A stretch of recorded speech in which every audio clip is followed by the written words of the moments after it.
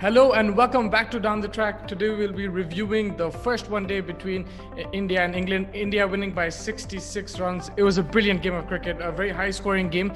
And at one stage it looked like England will run away with it, but India fought back with the ball and produced those wicket taking deliveries. And if you just go back to the first innings, England won the toss. They elected to bowl first, put India into bat. And I think India batted superbly. Shikhar Dhawan, this format is his format. He knows exactly how to, he knows how to anchor his innings. He knows the game plan in the one day. He starts a bit slow, but then when needed, he accelerates. And very, very unfortunate not to get 100. I think he batted beautifully, deserved 100. But he got good support from Virat Kohli. Even Rohit Sharma got a start, but Rohit got hit on the elbow as well. That might have impacted his game as well.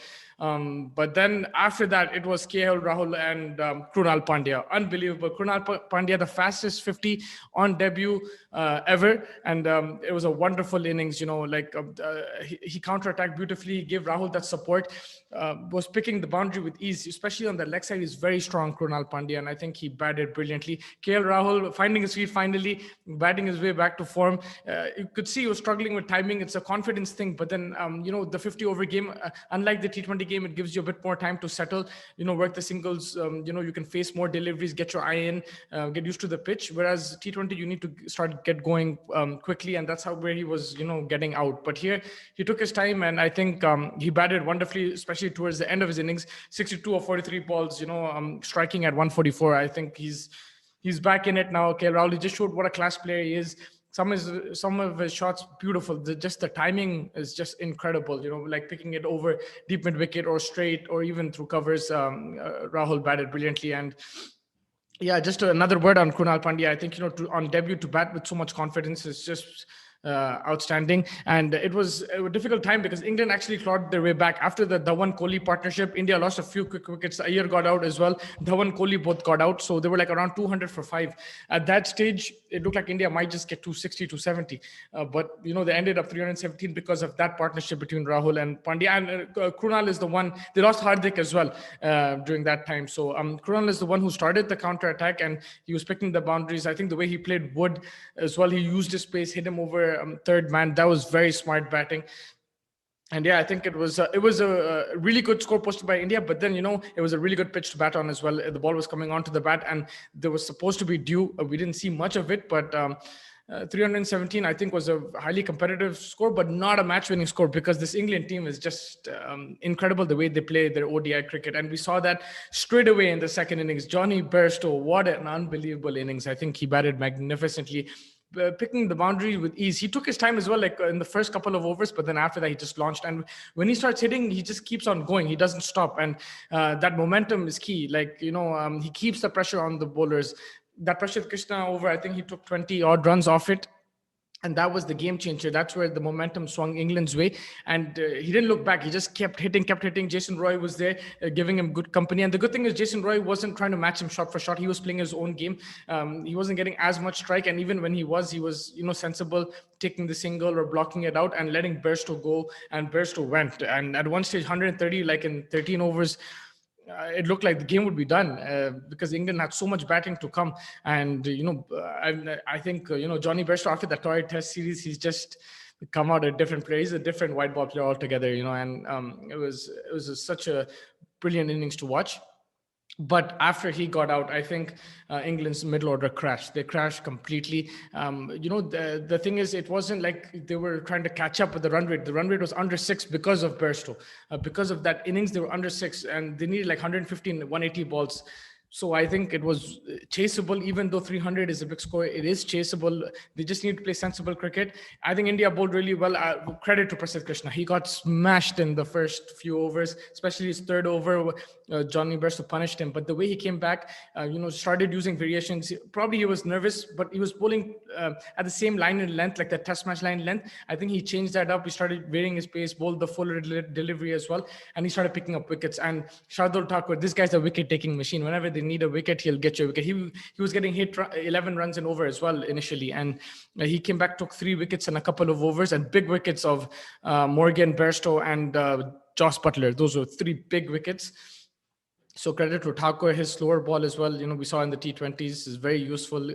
He has a knack of taking wickets, and it's swinging games in India's favor because when you have runs on the board, you can afford to get hit a bit, but it's wickets which changes the game. At one stage, England were going 10, 11 and over, and suddenly in a span of 5 overs, their average run rate was 3. So it just shows what wickets can do in this format, and it's the best way to stop the run rate. You can put all the fielders in all the positions, but if you don't take wickets, the batsmen will keep hitting. And also, I think a very important factor is the new ball. I think England have mastered playing the new ball batting. Like, they have this plan. They're going to go all out attack. And it's a calculated risk. It's not like they just swing blindly. As you saw Bairstow, he did take his time, and then he played his shots, but he played straight down the ground. There weren't too many reverse sweeps or sweeps like that, not too many risks. There were proper cricketing shots. But the problem I think England are having are in the middle overs, whether to like continue to attack or take the singles. I think they should have taken the singles and just work the ball around, because the ball gets softer and the field spreads out. So it's a bit more difficult to pick the boundaries at that stage. And that's where I think they should have calmed down a bit. I understand Bairstow had the momentum and he wanted to keep going, but that's how he got out, trying to hit a 6 to get to his 100. He got out with the catch at the deep. So I think that's something England need to work on. Yes, you can be overly aggressive, but then there are times where you need to adjust according to the situation of the game. They should be more sensible. This game showed that, because the game was in their pocket at one stage and they let it go. I understand you have a method. You need to be aggressive. That is all well and good, and it paid off today as well.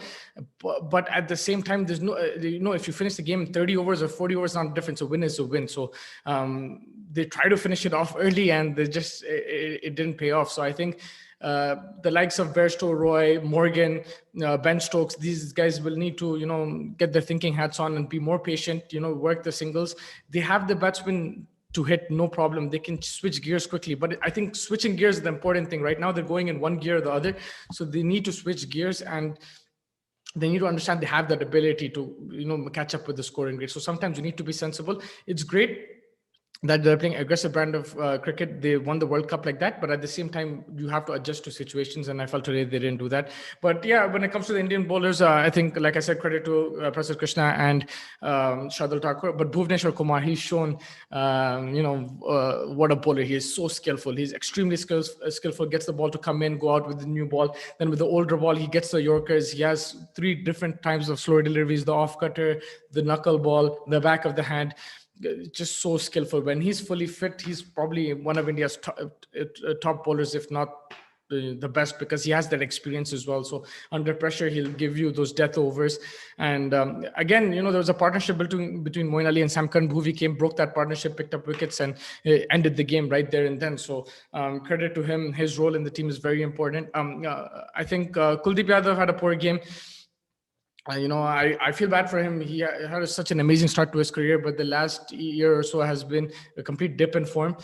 He was there in the Test match squad as well in the first in Australia tour, even in the England tour. He didn't play that much, but I think he's lacking confidence. Maybe the more he plays, the better. But I think he still needs to work on more variations. He needs to adapt, because now the batsmen are reading them. You saw today the way Bairstow and Roy were hitting. They read him perfectly. They were just getting 1 foot out and hitting him over long on, long off. So he needs to get more variations. That I saw that quicker one. He's trying to change his pace as well. But apart from the pace, he needs to figure out a few more deliveries, because the batsmen are reading him quickly. And the slower he bowls, I think the batsman has more time. So he needs to mix it up more. He needs to have different types of deliveries as well. Needs to work on that. Krunal Pandya got hit as well with the ball, but he came back and picked up a wicket, and a debut wicket. He'll be very happy with that, especially with the way he batted. So a good performance for him. And it was a really good fight back from India. Virat Kohli said this is one of the sweetest one-day wins in recent times, and it's because at one stage England took the game away from them completely. It wasn't even the halfway stage of England's innings, but you could see they were just going ballistic, Bairstow and Roy. But credit to India for fighting back. England have shown throughout this tour that they have the fight, but they need to be consistent. They need to be a bit more sensible. They need to adjust their plans mid-game as well. They have that talent, no doubt.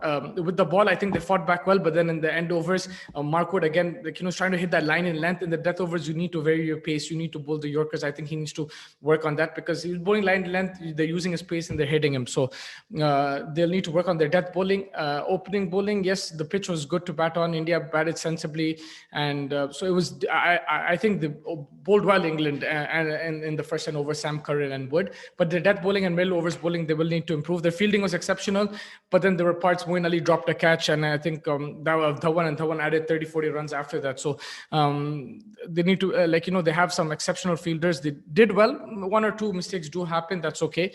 But I think more than that, they'll need to work on their batting. I think that's the biggest issue because they have such talent in their batting. They just need to be more sensible and, play according to the match situation.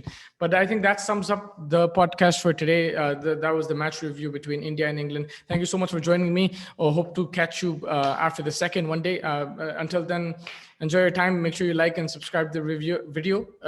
Like and subscribe to the video and take care. Thank you so much for joining me.